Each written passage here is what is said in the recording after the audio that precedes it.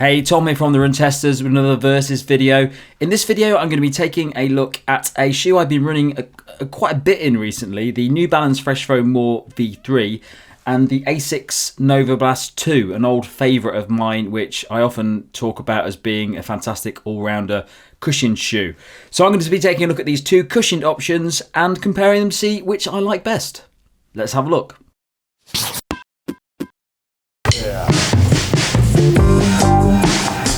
The New Balance Flytefoam More V3 costs £130 or $164.99. It weighs in at 288 grams or 10.2 ounces for men, and the drop is 4mm.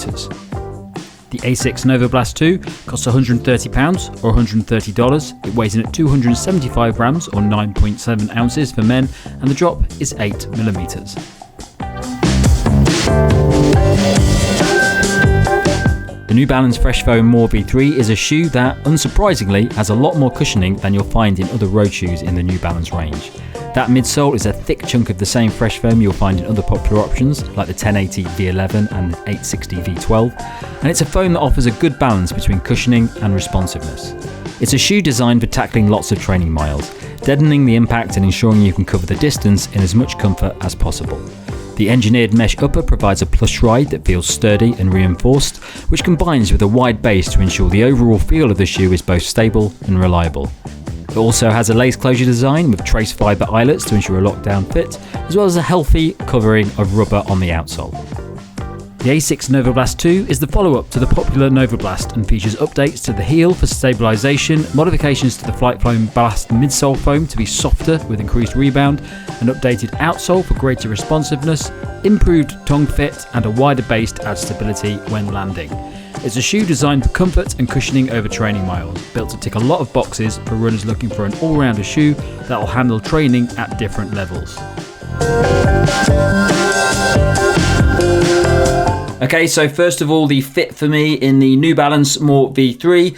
This shoe is a very comfortable shoe. The whole idea of the shoe is basically comfort, from the cushioning that sits in the midsole all the way up to the upper and the overall fit.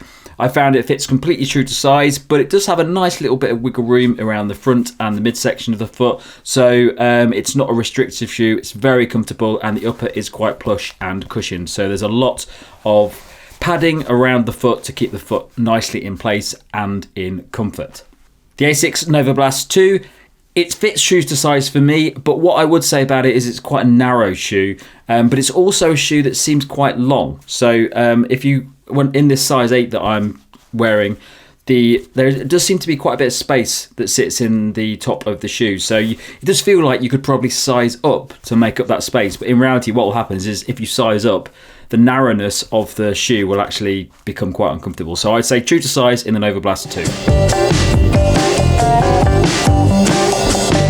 2. Okay, so the run test. This is a really interesting one. I've recently done a video where I reviewed the New Balance More V3, and I've pretty much said it's my favourite cushioned shoe at the moment. I'm absolutely loving running in this shoe at the moment. I think it's just a really enjoyable cushioned experience. What I would say about the New Balance More V3 is that it is a shoe that is completely designed for cushioning and comfort. There's a lot to this shoe. It's really designed for those long, comfortable daily miles where you just want a shoe that's going to deaden any impact that your legs will feel and just sort of takes the brunt of all that work that you're doing. I've been running in this shoe for about 70 kilometers now, and I'm using it pretty much exclusively for those runs where I leave the house and I just have to clock up the miles. And for that, it's doing an absolutely fantastic job. I'm really enjoying running in the More V3. I just think it's such a nice, enjoyable shoe to run in. It isn't a versatile shoe. It's not really designed for anything over those sort of slower cushioned miles. It's a bit of a hefty shoe. It's quite a clunky shoe as well. It's not really designed for going fast, but at those slower miles where you just want comfort, it is an absolute dream. The Novablast 2 is also a heavily cushioned shoe, but it's a very different sort of cushioned shoe. It does actually do a pretty good job at lower paces. If you're just trying to clock up the miles and have an enjoyable run, I think the Novablast 2 is absolutely great for that. It does a really nice job. That FF Blast midsole foam is really comfortable, and it's a fantastically enjoyable cushioned shoe. The other thing about the Novablast 2 is that it may be a cushion shoe, but it's got a bit more to it than that. It's a bit more versatile. The FF Blast foam is a little bit bouncier than what you'll get in the New Balance More V3. It feels a little bit like a shoe that is more suited to varied training. So I find that in the Novablast 2 I can do long slow miles, and it's very comfortable, very enjoyable for those miles. But also if I go out and want to do a faster run, it can handle that as well. I actually feel like I can pick up the pace quite a bit in this and have a fairly speedy training session for me, where in the New Balance More V3 I wouldn't think that. Once I start trying to go a bit faster in this shoe, the limitations of it are pretty obvious. But with the Novablast 2, I think it's a great option if you want a shoe that will do pretty much everything. It's a heavily cushioned shoe, but it's also more of a daily all-rounder shoe as well. The New Balance Fresh Foam More V3 is not an all-rounder shoe. It's a cushion shoe designed for comfort, and that's it. If that's the sort of running you're doing, then it's a great shoe for that, but it's not going to have that versatility of the Novablast 2. Difference between the two foams in these two shoes is that the Fresh Foam midsole foam that you get in the New Balance More V3, it does feel soft when you're running in it. I think that's largely because of how much foam there is in this shoe. So when you put this much foam in a shoe, it's going to feel soft just because there's so much there. It's not a particularly soft or bouncy midsole foam, so I don't get a lot from this shoe when I'm running in it, apart from that deadening of the impact. In fact, the Fresh Foam midsole, when it's put into a shoe which has less cushioning in it, like the 1080 V11, it's actually not very soft at all. It actually feels quite firm in comparison to a lot of the cushion shoes that are out there. It's only when you put loads of that cushioning in that it suddenly becomes a bit softer.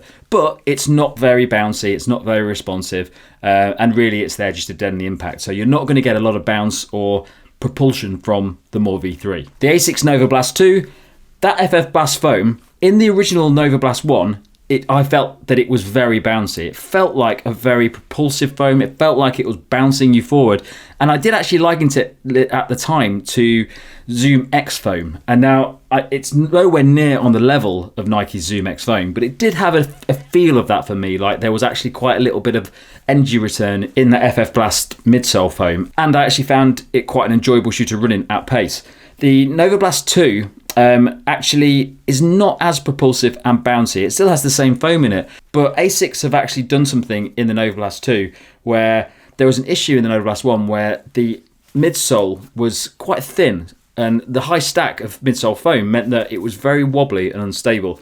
Asics have actually made a much wider base on the Novablast 2, and that has affected the bounce a little bit, so it's not as lively as the original Novablast, but in comparison to the More V3, significantly more lively. So if you were to buy the Novablast 2 and running it, you would feel it would be a lot bouncier and propulsive than the More V3. Lastly, the outsole on both of these shoes, I think it's pretty similar actually. There's quite a nice layer of outsole rubber on the More V3s. I've done about 70k in this shoe so far, and there is very little sign of wear and tear. There is quite a bit of exposed midsole foam on that shoe, but it's not really worn down a lot for me, so I think this is a shoe that's going to last a long time. The Novablast 2, equally, there's quite a lot of rubber in this shoe. It doesn't cover the whole of the midsole foam, but it does have a fairly healthy amount on there. I likewise have done about 70k in the Novablast 2, and there's very little signs of wear and tear on that rubber, and the midsole foam has barely been touched outside of those rubber areas on the outsole. Okay, so my verdict on these two shoes. I put these two shoes together because they're both quite heavily cushioned shoes. You might be looking at these shoes if you're the sort of runner that wants a lot of cushioning and comfort from your trainers. That's the sort of shoe I probably look for more than anything. I really like heavily cushioned shoes. I like shoes that deaden the impact. But I also like shoes that have a little bit of bounce in them as well. The New Balance More V3 for me is just a full-on cushioned shoe. That's it. That's all you're buying when you get that. It's cushioning and comfort and durability possibly for many, many miles. And I think I have a lot of respect for a shoe that does something and does it well. And I think the More V3 really does that well. It's very comfortable. It just feels fantastic to go out for a run for. And I've been really enjoying going out in the More V3. on the times where I don't really want to go for a run, when I've just got to do the miles. Like I might be thinking, oh, I've got to go and do 20k tonight, and I don't want to go. This shoe is a good one for it because it just means that I'm just not worried about my legs aching, and it just feels really nice. It feels like you're running around in a station wagon and you're just comfy and just sitting back and letting the shoe do the work for you. The Novablast 2 is also a fairly comfortable cushioned shoe. The upper for me in the Novablast 2 isn't anywhere near as comfortable as in the More V3, but it's not bad. It just doesn't feel like it's really a nice shoe to wear. I don't look forward to wearing this shoe because of the comfort of it. The cushioning that sits in the midsole, I do really enjoy that, and I think this is a fantastic all-rounder shoe if you're the kind of person that wants one shoe for all of your training, and you're not going to buy loads of different shoes for a rotation, because this shoe, the Asics Novablast 2, could cover you for all of your training miles, and it'd even take you up to race day if you really wanted it to. I think you can run fairly fast in this shoe, and it feels good at those paces. I definitely don't feel that about the More V3. I wouldn't use the More V3 for anything other than the slow, comfortable, long mile shoe in a rotation. The other thing I would say about the Novablast 2 is that it is quite cushioned, and Asics have done quite a good job in making that lower section more stable. I think when you compare the stability of these two shoes, the More V3 is by far the more stable option out of the two shoes. Novablast 2 isn't bad, but it's still not an amazingly stable shoe. If you look at that base on those two shoes, you can see that the More V3 is just such a chunky piece of kit. It really does hold the foot in place, and it's just very comfortable. And I don't think I've ever, in all those 70k of running, they didn't feel wobbly in the slightest. Whereas the Novablast 2, even though it's better than the Novablast 1 for stability, still isn't 100% for me. It still feels a little bit shaky sometimes when you're running around corners and things. So I would say if you want a stable shoe as well as a comfortable shoe, the New Balance More V3. So taking all that into consideration, I would say it's not really a comparison between the two shoes in the fact that they do offer quite different things. If you want a cushioned shoe that is going to cover you for all of your miles, and you don't want it to be fast, you don't want it to do anything, you don't want it to be versatile, but you just want to do miles in comfort, I go for the More V3 every time. And as part of a rotation, the More V3 sits perfectly at the comfortable mileage end of that spectrum. Novablast 2 is also a good daily trainer, which is a bit more versatile. But I think this shoe just, if you're looking at these two shoes as cushioned options, they're very different because this is a shoe designed for versatility. So it's not going to give you the best comfort in the world, but it's going to allow you to do other stuff as well. Thanks a lot for watching. Don't forget to like and subscribe and click the little bell icon, and check the channel out for all the other videos we've got on at the moment, from the latest road and trail shoes to running watches and headphones out at the moment. Thanks a lot for watching. We'll see you next time.